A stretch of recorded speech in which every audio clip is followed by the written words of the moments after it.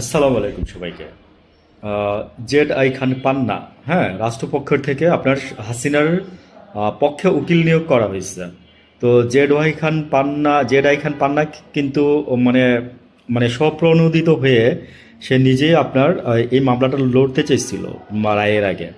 এবং উনি আপনার কোনো কিছু একটা বিষয় নিয়ে রায় শুনে না কিছু অট্টহাসি হাসছিল এবং সেটা নিয়ে অনেক ট্রল হয়েছে। তো যেটা বলতে চাচ্ছি সেটা হচ্ছে যে যে যখন উনি চাইলো তখন আপনারা রাষ্ট্রপক্ষের আইনজীবী উনাকে মামলাটা মানে উকিল নিয়োগে বাধা দেওয়া হয়েছে বা কোনো কারণে উনি ওখান থেকে সরে দাঁড়াইছে, কিন্তু এখন রাষ্ট্রপক্ষর বলার মানে রাষ্ট্রপক্ষ না, মানে রাষ্ট্র দাঁড় করাইছে ওনার মানে হাসিনার উকিল হিসাবে আর কি। হ্যাঁ, মানে উনি হাসিনার হয়ে লড়বেন।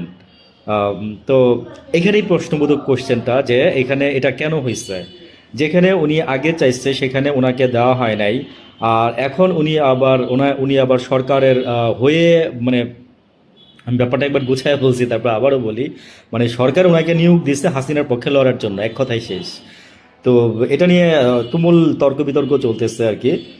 অনেকে অনেক ধরনের নেগেটিভ ব্যাখ্যা দিতেছে। তো এখন আসলে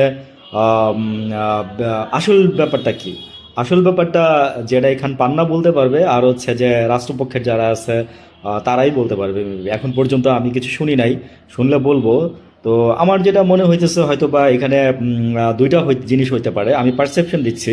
কেউ একদম ধরে নেবেন না যে এটাই, হয় টাকার খেলা চলছে, আর নাইলে হয়তো বা মনে করেন যে ক্ষমতার পেশি বাহুবলের কোনো কিছু একটা করা হয়েছে আর কি। সেটা কে করছে সেটা আমি বলবো না, আপনাদের বুদ্ধি বুদ্ধি দিয়ে আপনারা বুঝে নেবেন। আর হচ্ছে যে আসলে কি রাজনীতির মাঠ এমন একটা মাঠ যেখানে মনে করেন যে আপনার মুহূর্তের মধ্যে সব কিছু চেঞ্জ হয়ে যায়। ফুটবল খেলা যেমন মনে করেন যে আপনার গোল হইতে চোখে দেখা যায় না বা বোঝা যায় না যে কখন গোল হয়ে যাবে, ঠিক তাই রাজনীতির মাঠটাও ঠিক তাই। কখন যে কি হয়ে যাবে, কে কোন দিক দিয়ে যে কি গোল দিয়ে দিবে, এটা কেউই বলতে পারে না, কেউই বুঝতে পারে না, বুঝছেন। তবে খেলার মাঠ পর্যবেক্ষণ করলে বোঝা যায় যে আসলে কি হচ্ছে।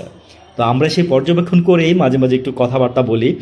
তো জেডাই খান পান্না আমার মনে হয় দুইটা কারণের, একটা কারণের জন্য উনি হয়তোবা যেতে বাধ্য হয়েছে, আর হয়তোবা আদার্স কোনো রিজনও থাকতে পারে, বা but I don't think so যে উনি অন্য কোনো রিজনের জন্য গেছে। এই দুইটা রিজনের যে কোনো একটা রিজন হইতে পারে। তো আমি পারসেপশন দিলাম। এনিওয়েজ, ভালো থাকবেন, কথা হবে ইনশাল্লাহ। আসসালামু আলাইকুম।